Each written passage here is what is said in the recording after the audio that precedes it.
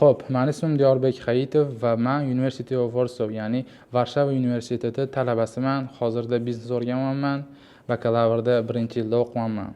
Xullas, bugun darsga borgandim, darsdan keldim. Hozir akam ofislaridaman. Bugun darsim kam edi, faqat Personal Development Module degan dars bor edi. U darsda asosan shaxsiy rivojlanish, intizomli bo'lish, yomon odatdan qutulish, xullas yaxshi odat boshlash, maqsadlarga erishish, muvaffaqiyatga erishish, xullas mana shunaqa narsa haqida bo'ladi. U yerda hech qanaqa darsda hech qanaqa uy ishi yoki boshqa narsa berilmaydi. 3,5 soat, 3 soat 20 minut prosta gaplashib, anaqa communication bo'ladi gruppa o'rtasida. Gruppada где-то 15 dan 16 tacha student bor, o'shalar bilan gaplashib, fikr almashilinadi. Xullas, bugungi darsda shunaqa mavzu bo'ldi. Mavzuda muvaffaqiyatga erishganligimiz haqida, misol hamma aytayapti, kim professor aytayapti, xullas kim qanaqa muvaffaqiyatga erishgan, nimalarga erishgan deyapti. Keyin hamma aytayapti, men bu qilganman, men bu ish qilganman, men mana shu ish qilganimdan faxrlanaman, men bu maqsadga erishganman, bu muvaffaqiyatga erishganman deb, xullas hamma o'zini muvaffaqiyatlarini aytayapti. Keyin gruppada bitta bola aytdi, o'sha Qozog'istonlik bitta bola bor gruppada. U bola aytayapti, "Что men hali hech narsaga erishmaganman, men hech qanaqa muvaffaqiyatga erishmaganman" deyapti. Keyin men aytayapman, birinchi gapirib bo'ldi, fikrlarni hamma o'zini fikrini bildiradi, anaqada gruppada hamma eshitadi, kommentariy va anaqa fikr almashib, anaqa gaplashiladi xullas. Keyin gapini tugatgandan keyin men aytayapman, "Sen aslida juda ham ko'p narsaga erishgansan", deyapman. Ko'p muvaffaqiyatga erishgansan deyapman. U aytayapti, "Yo'q, men hali hech qanaqa muvaffaqiyatga erishmaganman" deyapti. Keyin men aytayapman, "Ishonasanmi, men senga hozir kamida 3 ta muvaffaqiyatingni aytib beraman" deyapman. Keyin, "Yo'q, men muvaffaqiyatga erishmaganman" deyapti. Keyin men aytdim, "Что Mashta University of Warsaw, ya'ni Varshava universitetida talabasi bo'lishingni o'zi katta muvaffaqiyat" deyapman. Keyin aytayapti, "Da, to'g'ri" deyapti, lekin to'g'ri gaping deyapti. Keyin men aytdim, "Mana shu anaqaga University of Warsawga 2025-yilda sen bilan menga o'xshaydigan nechta talabalar o'qishga topshirgan, qanchasi anaqaga kirgan, universitetga kirgan, qanchasi kira olmagan" deyapman. Keyin bu ham to'g'ri deyapti. Keyin men aytayapman, misol uchun mana shu Polshaga viza olishingni o'zi katta muvaffaqiyat deyapman.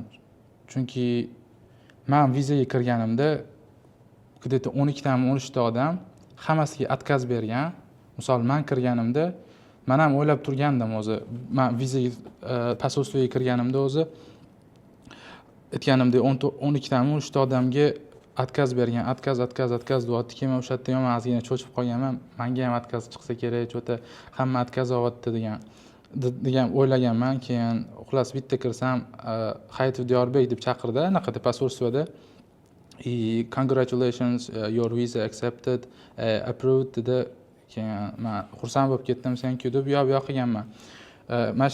Mana shu jarayonni aytdim, menda mana shunaqa bo'lgan. Sen bilan menga o'xshaydigan yana nechtasi posolstvoga dokument taxlagan va ular posolstvodan ola olmagan viza. Mana shu viza olishingni o'zi muvaffaqiyat deyapman. Keyin to'g'ri deyapti. Keyin yana savol berdim, "Sen ALSing bormi?" deyapman. "Da, ALSim bor" deyapti. "Mana shu ALSingni olganingni o'zi ham katta muvaffaqiyat" deyapman. Keyin to'g'ri deyapti. Keyin aytdim, "Что muvaffaqiyatlaringni ko'rishni o'rgan. Sen aytganimdek, bu men prosta bilgan, men sezgan muvaffaqiyatlaring, men bilmagan qancha muvaffaqiyatlaring bo'lishi mumkin" dedim. Muvaffaqiyat imенно katta bo'lish shart emas. Muvaffaqiyat kichkinaroq bo'lib, katta muvaffaqiyatga erishiladi. Katta muvaffaqiyat kichkina muvaffaqiyatga erishish orqali erishiladi. Shuning uchun mana shu videoni olishga qaror qildim. Ko'p do'stlarimiz, akalarimiz, ukalarimiz o'ylayotgan bo'lishi mumkin. O'zlariga past nazarda qarab, muvaffaqiyatga erishmaganman, hayotda hech narsaga erishmadim hali deb. Shuning uchun men aytmoqchi bo'lganim, siz juda ham ko'p muvaffaqiyatlarga erishgansiz. O'zingizga bundoq qarasangiz, o'zi aslida biz insonmiz, odatda biz o'zimizda bor narsalarni emas, o'zimizda yo'q narsalarga e'tibor berib, yo'q narsalarni xohlaymiz. Misol uchun nima desam ekan, aytganimdek muvaffaqiyat katta bo'lishi shart emas. Misol ertalab turdingiz, ertalab 6da turaman yoki 5da turaman dedingiz, ertalab turdingiz o'sha vaqtda.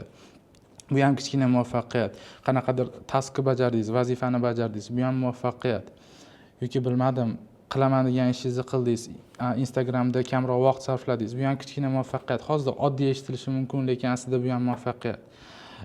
Muvaffaqiyatga yetganimda kichkina qadamlar orqali erishasiz. Misol uchun, men ham muvaffaqiyatlarim, men ham ko'p muvaffaqiyatga erishmaganman, lekin men hisoblayman, to'g'ri muvaffaqiyatga erishganman deb hisoblayman. Misol uchun, aytaylik, yaqinda mana shu noyabr oyida 2 yil deganda YouTube'da 2000 ta obunachi yig'dim. Bu ham menga muvaffaqiyat. Bundan oldin yana nima? Pravo olganman, misol uchun, haydovchilik guvohnomasi. Bu ham men uchun bitta muvaffaqiyat.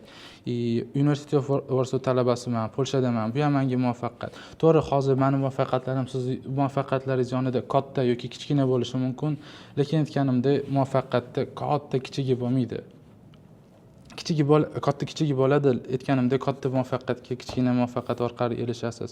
Misol uchun, men 1-2 yil oldin boshlaganimda birinchi videoyim 34 tami anaqa olgan, prosmotr olgan. Menda o'sha payt 9 tami, 8 ta obunachim bor edi. Men vashshe xursand bo'lganman o'sha payt. 2000 ta obunachiga qanaqa men chiqqanman. Birinchi 10 ta bo'lgan, 100 ta bo'lgan, 150 ta bo'lgan, 200 ta bo'lgan, 500 ta bo'lgan, 1000 ta bo'lgan, 1,5 ta bo'lgan. Hozir mana 2000 ta obunachim bor. Aytganimda, muvaffaqiyatlarga erishgan narsalaringizga unaqa past nazarda qaramang. Har kuni muvaffaqiyatga erishingiz bo'ladi. Misol uchun, aytganimda, vaqtli turdingiz, qilmoqchi bo'lgan narsangizni qildingiz, qilmoqchi bo'lmagan narsangizni qilmadingiz. Bo'ldi, mashina o'zi ham katta muvaffaqiyat. Xullas shunaqa. O'zi bu videoni olishni vaqti anaqa planda ham yo'q edi. Hozir akam ofislariga kelib, ozgina vaqtim bo'lgani uchun darsdan kelib, mana shu videoni olishga qaror qildim. Shuning uchun o'zingizga unaqa past nazarda qarab, muvaffaqiyatga erishmaganman deb o'zingizni anaqa qilmang. O'zingizni yoningizda kam past nazarda ko'rmang. Siz juda ham ko'p muvaffaqiyatga erishgansiz. Shuning uchun kichkina muvaffaqiyat, o'zida bor narsalarni ko'rishga harakat qiling. O'zida yo'q narsalarga borishga intiling.